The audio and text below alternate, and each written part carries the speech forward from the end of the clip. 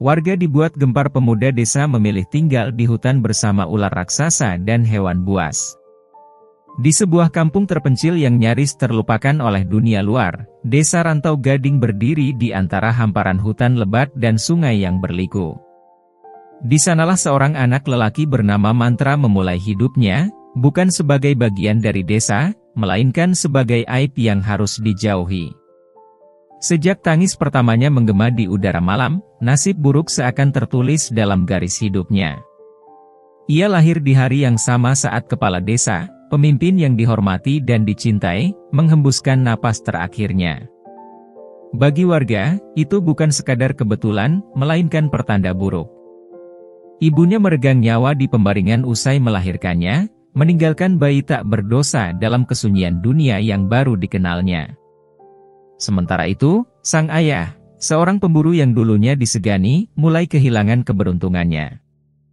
Panahnya selalu meleset, jebakannya tak pernah terisi, dan perburuan yang dulu membawa hasil kini hanya pulang dengan tangan kosong. Bisik-bisik pun berubah menjadi fitnah, dan fitnah itu tumbuh menjadi amarah. Sejak anak itu lahir, kepala desa mati. Istrinya juga mati. Dan sekarang kau pun tak bisa berburu. Apa kau tidak sadar, Ranu? Anakmu membawa sial, teriak seorang lelaki tua di tengah pertemuan warga. Ayah Mantra, Ranu, berdiri di hadapan mereka, berusaha mempertahankan kehormatannya yang semakin rapuh. Kalian semua mengenalku. Aku berburu untuk desa ini bertahun-tahun. Aku bukan pembawa sial. Namun, wajah-wajah di sekelilingnya penuh kebencian. Seseorang meludah ke tanah. Yang lain menggeram, menggenggam senjata tajam. Kalau bukan kau, maka anakmu. Anak itu harus disingkirkan. Malam itu, tanpa ampun, mereka menyeret Ranu ke tengah desa. Tangannya diikat, tubuhnya dipukul. Mantra yang masih bayi menangis dari dalam gubuk reot mereka, tidak tahu bahwa esok harinya ia akan menjadi yatim piatu. Sejak saat itu, Mantra tumbuh tanpa kasih sayang. Ia bukan hanya seorang anak yatim, tapi juga kutukan yang tidak diinginkan. Orang-orang menutup pintu mereka saat ia lewat, anak-anak mengejek dan melemparinya dengan batu, sementara para tetua hanya menggeleng dengan tatapan dingin. Tak ada tangan yang terulur untuknya. Tak ada kata-kata yang menyebut namanya dengan kasih. Ia hidup dari ampas kehidupan, mengais sisa makanan dari jalanan, bersembunyi di kandang ternak saat malam tiba, berjuang untuk bertahan di dunia yang menolaknya. Namun, derita itu belum mencapai puncaknya. Suatu hari, saat hujan deras mengguyur atap-atap rumah dan tanah berubah menjadi lumpur, seorang perempuan tua tiba-tiba berteriak di depan rumahnya. Makananku hilang. Pasti bocah sial itu yang mencurinya. Seorang pria bertubuh besar segera menyahut, dia memang harus dihukum. Kita sudah terlalu lama membiarkannya. Mantra menggeleng panik, mundur selangkah demi selangkah. Aku tidak mencuri. Aku tidak masuk ke rumah siapapun. Tapi siapa yang mau mendengarkan?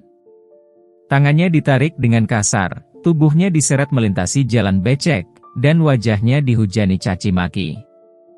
Tanpa penyelidikan, tanpa keadilan, keputusan telah dibuat, Mantra harus diusir. Tapi bukan hanya diusir, mereka ingin ia lenyap. Dengan tali kasar, mereka mengikatnya pada batang pohon tua di tepian hutan Banyu Kelam, tempat yang dianggap sebagai gerbang ke dunia roh-roh jahat.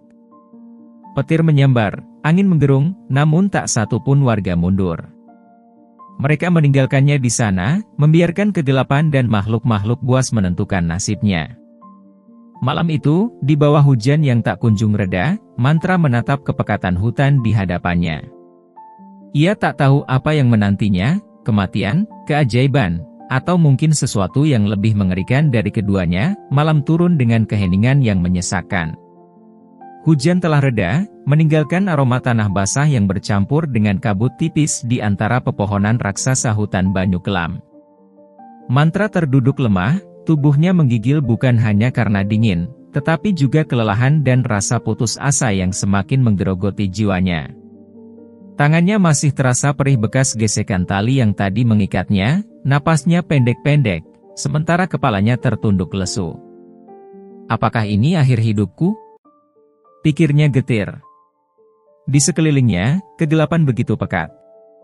Tidak ada suara manusia, tidak ada cahaya dari obor desa, hanya desir angin yang mengalir di antara dedaunan yang bergoyang. Tiba-tiba, di tengah keheningan itu, terdengar sesuatu, geraman berat yang dalam dan menggetarkan tanah. Mantra menegang.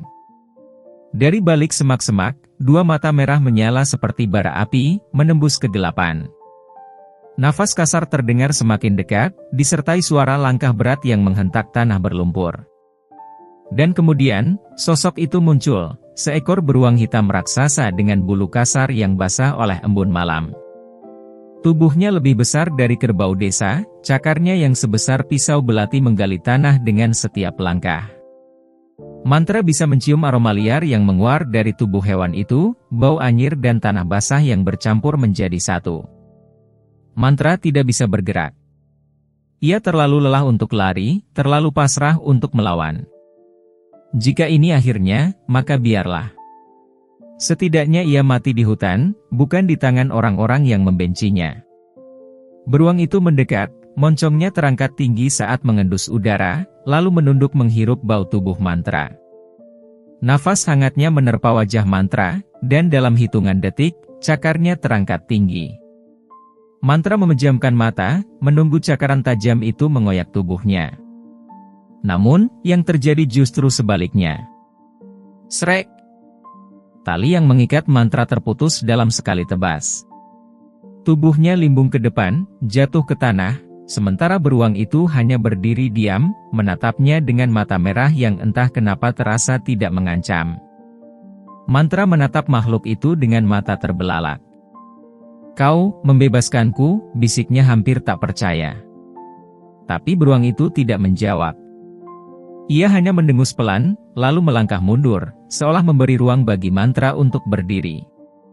Namun, sebelum mantra bisa memahami apa yang baru saja terjadi, suara lain terdengar.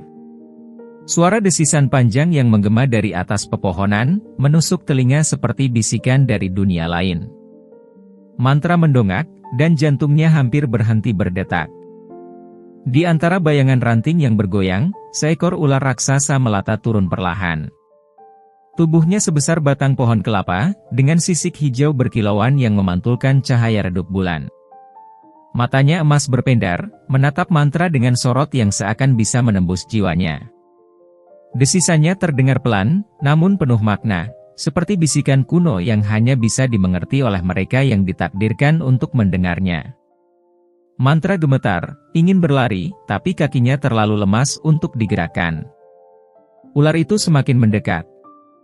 Melingkari tubuhnya dengan gerakan yang menghipnotis, kepalanya turun hingga sejajar dengan wajah mantra. Lalu, sesuatu yang aneh terjadi. Ular itu tidak menyerangnya. Ia hanya mendesis pelan, lalu menyentuhkan ujung hidungnya ke dahi mantra. Dalam sekejap, hawa hangat menjalar ke seluruh tubuhnya, membuat tubuhnya yang kaku seolah menjadi ringan. Ada sesuatu yang berbeda dalam desiran darahnya, seolah ada kekuatan yang baru mengalir di dalamnya. Malam demi malam berlalu, dan mantra mulai memahami satu hal, hutan Banyu Kelam bukan sekadar tempat buangan bagi mereka yang ditakuti manusia. Ia adalah dunia lain, tempat roh-roh kuno berdiam, tempat hukum manusia tak lagi berlaku.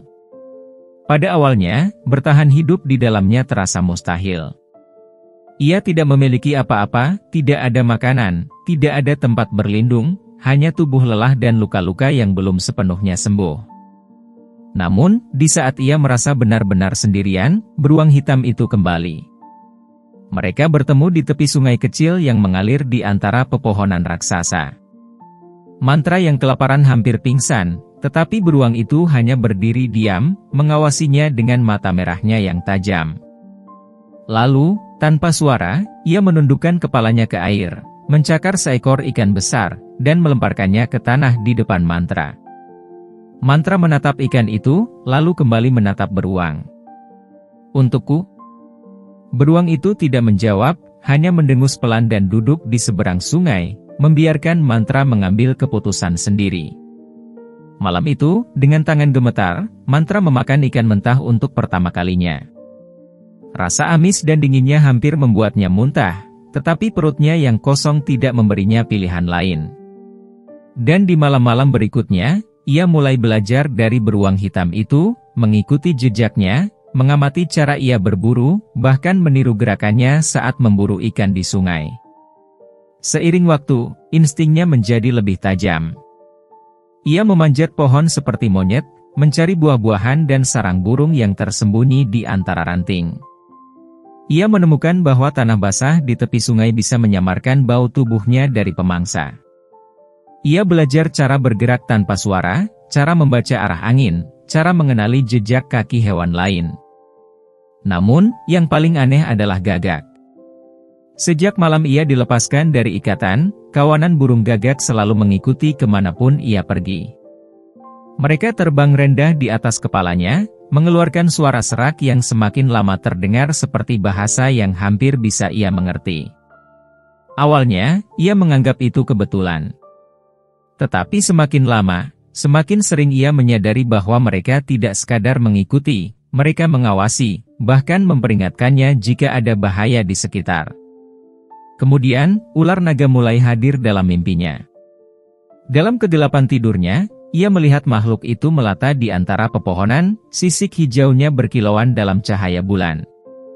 Ia tidak berbicara dengan kata-kata, tetapi dengan bisikan yang aneh, suara yang bergema langsung di dalam pikirannya, seperti nyanyian kuno yang tidak berasal dari dunia manusia. Mantra, dengarkan suara hutan, rasakan napasnya, jadilah bagian darinya. Setiap kali ia terbangun, tubuhnya dipenuhi keringat dingin, tetapi pikirannya semakin jernih.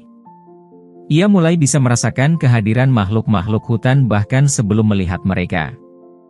Ia tahu kapan seekor harimau mengendap di balik semak-semak, kapan seekor burung hantu bertengger di atas cabang, kapan akar-akar tua di tanah bergetar oleh sesuatu yang tidak kasat mata. Tubuhnya yang dulu kurus dan lemah kini mulai berubah. Otot-ototnya mengeras, kulitnya yang terbakar matahari menjadi lebih kasar, dan setiap gerakannya lebih cepat, lebih lincah. Matanya yang dulu penuh ketakutan kini berkilat tajam seperti mata pemangsa. Suatu malam, saat ia menatap bayangannya di permukaan sungai, ia hampir tidak mengenali dirinya sendiri. Ia bukan lagi anak terbuang dari desa Rantau Gading. Ia adalah bagian dari hutan ini. Dan suatu hari nanti, manusia yang telah membuangnya akan menyadari bahwa mereka telah menciptakan sesuatu yang jauh lebih berbahaya daripada kutukan yang mereka takutkan tahun demi tahun berlalu. Hutan Banu Kelam yang dulu menjadi kuburan bagi Mantra kini telah menjadi rumahnya. Desa Rantau Gading, yang pernah membuangnya seperti sampah, kini menghadapi hukuman yang tidak mereka pahami. Sapi dan kambing mereka menghilang satu persatu. Awalnya mereka mengira itu ulah pencuri, tetapi jejak yang tertinggal di tanah menceritakan kisah lain, cakar yang lebih besar dari serigala, gigitan yang lebih dalam dari harimau. Mereka mengirim para pemburu terbaik mereka ke dalam hutan untuk mencari jawaban. Tak satu pun yang kembali. Setiap malam, suara aneh bergema dari dalam kegelapan hutan. Geraman berat seperti suara binatang buas bercampur dengan desisan panjang yang membuat bulu kuduk berdiri. Orang-orang desa mulai ketakutan, menutup pintu mereka sebelum matahari terbenam, berbisik-bisik di balik dinding tentang kutukan yang kini benar-benar menghantui mereka. Hingga suatu malam, seorang lelaki tua yang hendak mengambil air dari sumur desa melihat sesuatu di tepi hutan. Sosok seorang pria berdiri di sana, tinggi, bertelanjang dada, tubuhnya penuh luka dan cakaran, dengan mata yang bersinar tajam dalam kegelapan. Kulitnya lebih gelap, lebih kasar, seolah menyatu dengan alam liar. Rambut panjangnya berantakan, tetapi sorot matanya membawa sesuatu yang lebih menyeramkan daripada kebencian, ia membawa kekuatan yang tidak lagi manusiawi. Dan ia tidak sendirian. Di belakangnya, seekor beruang hitam raksasa berdiri tegap, matanya merah membara seperti bara api di tengah malam. Di atasnya, melilit pada dahan pohon tertinggi, seekor ular naga raksasa mengawasi desa dengan tatapan dingin, sisiknya berkilauan dalam sinar rembulan. Lelaki tua itu tersentak, tubuhnya gemetar. Suaranya tercekat di tenggorokan sebelum akhirnya ia bisa berteriak, suaranya melengking memecah keheningan malam. Itu mantra. Dia kembali. Desa langsung geger. Orang-orang berlarian keluar dari rumah mereka, beberapa membawa obor, beberapa menggenggam golok dengan tangan gemetar. Wajah mereka dipenuhi ketakutan saat melihat sosok yang telah mereka buang bertahun-tahun lalu kini kembali sebagai sesuatu yang tidak mereka pahami. Mereka telah menyingkirkannya. Mereka telah mengikatnya di pohon untuk mati. Namun, mantra masih hidup. Dan sejak malam itu, teror pun dimulai. Malam-malam di desa Rantau Gading tak lagi tenang. Setiap kali matahari terbenam, bayangan gelap dari hutan Banyu Kelam terasa semakin mendekat. Angin yang bertiup dari arah pepohonan membawa bisikan aneh, suara gemerisik daun yang terdengar seperti desisan, dan embusan napas berat yang seolah datang dari sesuatu yang besar, sesuatu yang sedang mengintai. Di tengah keheningan, geraman berat menggema di udara, membuat jendela-jendela bergetar dan anak-anak menangis ketakutan. Kadang-kadang, suara ranting patah terdengar dari batas desa, seperti ada sesuatu yang melangkah di sana, mengawasi, menunggu. Lalu, satu persatu, ternak mereka mulai menghilang. Awalnya hanya beberapa ekor kambing yang tidak kembali dari padang rumput, lalu sapi-sapi yang ditemukan mati dengan luka robek di tubuhnya, seolah diterkam oleh sesuatu yang lebih besar dari serigala. Warga yang ketakutan memutuskan untuk mengirim para pemburu terbaik mereka untuk mencari jawaban. Mereka membawa obor, tombak, dan jimat perlindungan. Namun, mereka tidak pernah kembali. Hari demi hari berlalu, dan desa semakin sunyi. Orang-orang mulai menolak pergi ke hutan, bahkan di siang hari. Pohon-pohon di sekitar batas desa layu, batangnya menghitam seperti terbakar sesuatu yang tak kasat mata. Burung gagak berputar-putar di langit desa, berkumpul di atap rumah, menatap warga dengan mata hitam kelam yang tampak memahami sesuatu yang mereka sendiri tidak mengerti. Bisikan mulai menyebar di antara mereka. Mantra telah menjadi bagian dari hutan. Ia kembali untuk membalas dendam. Malam itu, kepala desa mengumpulkan semua warga di balai pertemuan. Obor berkedip-kedip di tengah udara dingin, wajah-wajah cemas memenuhi ruangan. Kita harus melakukan sesuatu, kata seorang lelaki tua dengan suara bergetar. Jika tidak, kita semua akan mati satu persatu. Tapi bagaimana? Kita bahkan tidak tahu apa yang sedang kita hadapi, sahut seorang pemuda, suaranya penuh ketakutan. Seseorang berbisik pelan, tetapi suaranya terdengar jelas di antara kerumunan. Kita tahu. Hening. Semua orang saling pandang. Mereka tahu apa, atau siapa, yang menghantui mereka. Mantra. Anak yang dulu mereka buang ke hutan. Anak yang mereka ikat di pohon untuk mati. Namun, ia tidak mati, malam terasa lebih gelap dari biasanya. Angin bertiup dingin dari arah hutan, membawa serta bau lembab tanah dan dedaunan busuk. Tak ada suara jangkrik, tak ada lolongan anjing. Hanya kesunyian yang mencekik, seolah seluruh alam menahan napas, menunggu sesuatu yang mengerikan terjadi. Di tengah ketegangan yang melanda desa, bencana terbesar pun datang. Anak kepala desa menghilang. Bocah itu, putra satu-satunya, harapan penerus garis keluarga pemimpin desa, tidak kembali setelah sore hari. Ibunya menangis terseduh-seduh di tengah halaman, sementara ayahnya, kepala desa baru, berdiri dengan wajah yang tak bisa menyembunyikan kepanikan. Tak butuh waktu lama bagi bisikan-bisikan ketakutan untuk menyebar. Mantra telah mengambilnya. Ini hukuman atas apa yang kita lakukan dulu. Tetapi kepala desa menolak tunduk pada ketakutan. Dengan rahang mengeras dan tatapan penuh amarah, ia berdiri di hadapan warganya dan berseru, "Cukup sudah. Kita tidak bisa terus hidup dalam ketakutan. Jika benar mantra yang melakukannya, maka malam ini, kita akan menjemputnya. Kita akan membasmi dia dan semua makhluknya." Ia tidak menunggu tanggapan. Dengan penuh keyakinan, ia meraih tombaknya dan melangkah menuju batas desa. Beberapa pria muda, masih bimbang, akhirnya mengikuti. Mereka membawa obor, parang, dan panah, meski tangan mereka gemetar memegang senjata. Untuk pertama kalinya setelah bertahun-tahun, manusia kembali memasuki hutan Banyu Kelam. Malam itu, mereka berjalan dengan langkah berat, menembus bayangan pepohonan yang menjulang seperti raksasa bisu. Nyala obor mereka bergoyang oleh angin dingin yang berembus, menciptakan bayangan menyeramkan di antara dedaunan. Mereka belum jauh masuk ketika suara itu datang. Geraman berat. Diikuti oleh desisan panjang yang menggema dari atas pepohonan. Para pria saling pandang, keringat dingin membasahi punggung mereka. Bayangan besar bergerak di antara batang-batang pohon, mata merah menyala di kegelapan, dan sesuatu yang panjang serta berkilauan melata di atas mereka. Lanjutkan.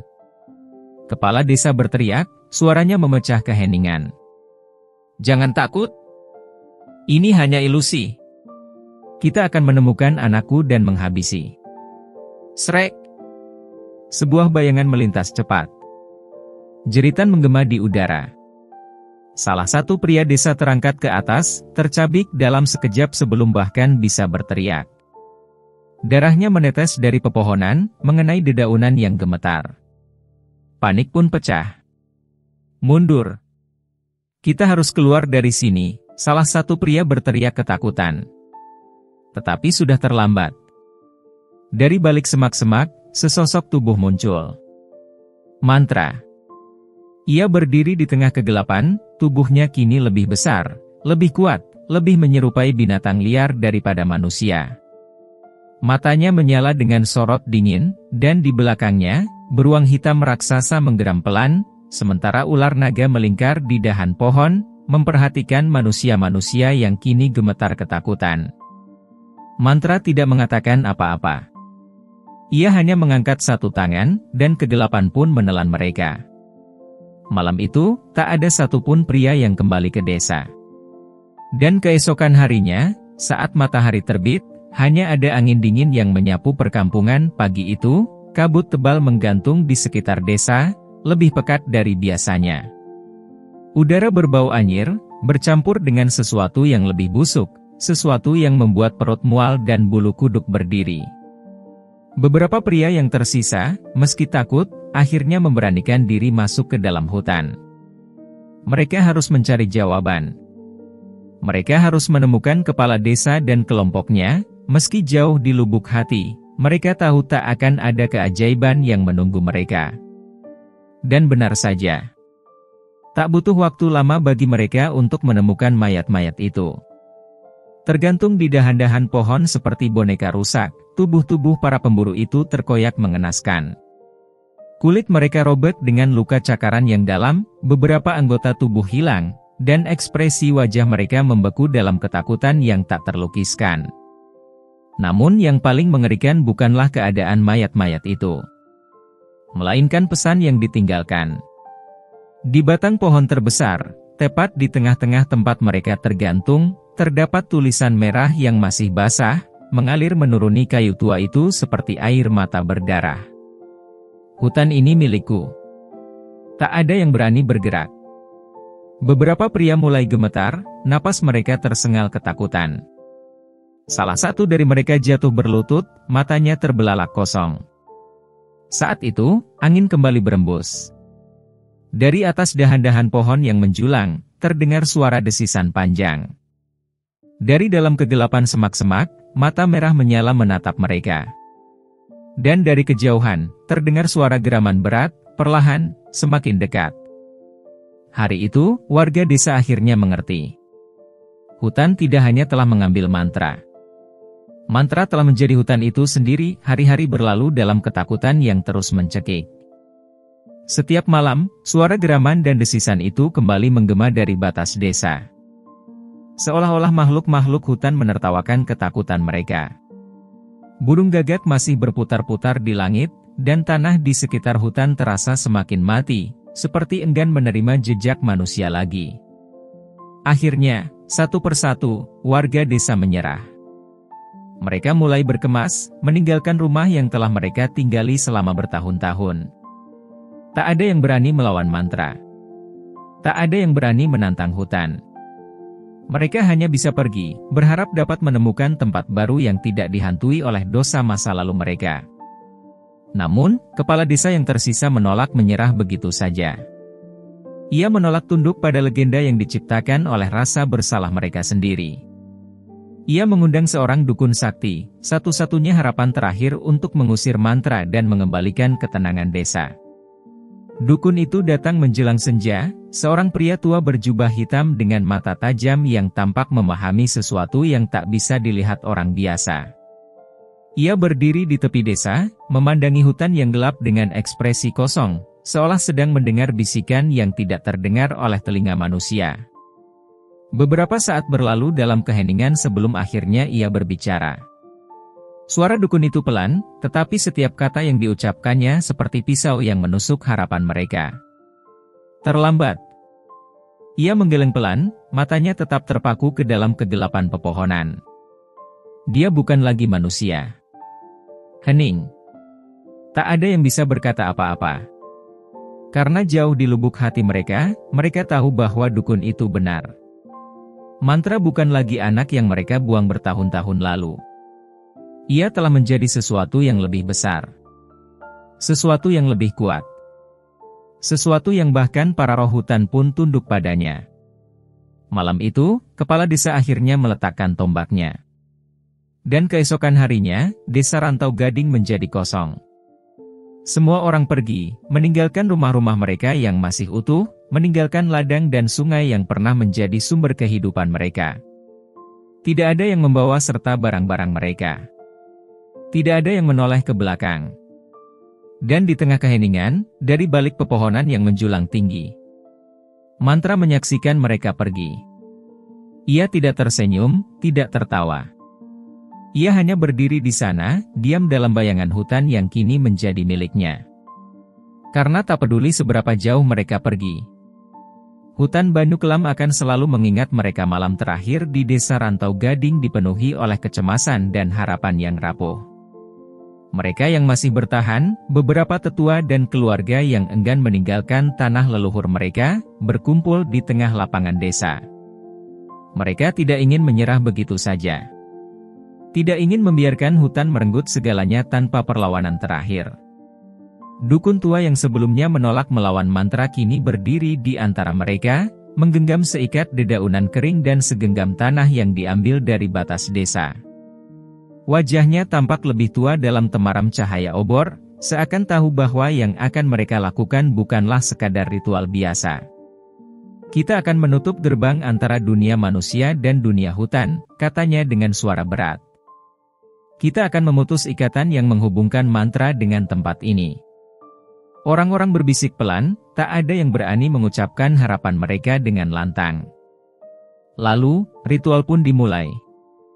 Mereka menggali lubang di tengah desa, tepat di bawah pohon beringin tua yang dipercaya sebagai titik perbatasan antara yang hidup dan yang gaib. Dalam lubang itu, mereka meletakkan sesajen, kepala ayam hitam, kemenyan yang masih menyala, serta pusaka leluhur, sebilah keris berkarat yang telah diwariskan turun-temurun. Dukun itu mulai merapal mantra. Suara nyanyiannya bergetar di udara malam, menyatu dengan angin dingin yang berembus dari hutan. Tanah di sekitar mereka seolah berdenyut, seakan ada sesuatu yang menyadari upaya mereka. Lalu, semuanya berubah. Dari dalam kegelapan pepohonan, terdengar raungan berat yang mengguncang bumi. Suara yang dalam, penuh kemarahan, seperti binatang buas yang terganggu di sarangnya. Disusul dengan desisan panjang, mengular di udara seperti bisikan kematian. Angin tiba-tiba berputar kencang, menyapu dedaunan kering ke segala arah. Obor-obor yang mereka pegang berkedip lemah, lalu mati serempak. Kegelapan menelan mereka. Suara napas tercekat, tubuh-tubuh jatuh terduduk dalam ketakutan. Beberapa orang berusaha menyalakan kembali api, tetapi tidak ada cahaya yang mau menyala. Hanya ada hitam pekat yang seakan lebih dari sekadar ketiadaan cahaya. Ia hidup, bernafas, mengelilingi mereka dengan kehadiran yang tak terlihat. Dukun tua itu masih berdiri, meskipun tangannya kini gemetar. Ia mencoba mengucapkan mantra terakhir, tapi sebelum kata-kata itu selesai, sesuatu bergerak dalam kegelapan. Sebuah langkah berat terdengar, diikuti suara ranting yang patah. Dan kemudian, mereka melihatnya. Sepasang mata merah bersinar di kegelapan. Besar. Tak bergerak. Mengawasi mereka dengan tatapan yang tak lagi manusiawi. Mereka tidak bisa berteriak. Tidak bisa lari. Karena pada saat itu, mereka tahu. Mantra tidak akan membiarkan mereka pergi. Matahari pagi menyinari desa Rantau Gading yang kini tak lagi bernyawa. Rumah-rumah masih berdiri kokoh, tetapi jendela dan pintunya terbuka lebar, seperti mulut yang menganga dalam ketakutan. Perabotan dibiarkan begitu saja, pakaian tergantung tanpa tuan, dan sisa-sisa makanan di atas meja telah dipenuhi lalat. Tak ada suara. Tak ada kehidupan. Hanya angin yang berembus pelan, membawa serta aroma lembab dari hutan yang kini lebih dekat dari sebelumnya, seolah telah menelan sebagian desa dalam semalam. Orang-orang yang datang dari desa tetangga menemukan pemandangan yang tak bisa dijelaskan. Tidak ada tanda perlawanan, tidak ada mayat, tidak ada darah. Hanya jejak kaki yang mengarah keluar desa, seakan penduduknya pergi dalam diam, atau melarikan diri dari sesuatu yang tidak ingin mereka hadapi. Namun, ada satu hal yang paling menyeramkan. Di batas hutan, tepat di tempat terakhir kali mereka melihat para tetua melakukan ritual, terdapat sebuah batu besar yang sebelumnya tidak pernah ada di sana. Batu itu hitam, kasar, seolah diambil dari perut bumi. Dan di permukaannya, terukir dalam goresan dalam, mungkin dengan kuku, atau mungkin dengan sesuatu yang lebih tajam. Pergi. Sebelum aku datang mencarimu. Tidak ada yang berani menyentuhnya. Tidak ada yang berani tinggal lebih lama dari yang diperlukan. Dan sejak hari itu, tak seorang pun pernah kembali ke desa Rantau Gading. Sejak hari itu, desa Rantau Gading hanya tinggal kenangan yang berbisik di antara pepohonan. Rumah-rumahnya tertelan oleh lumut dan akar yang menjalar. Jalan setapak yang dulu ramai kini diselimuti dedaunan kering, sementara hutan Banyu Kelam terus melebar, menelan apapun yang tersisa.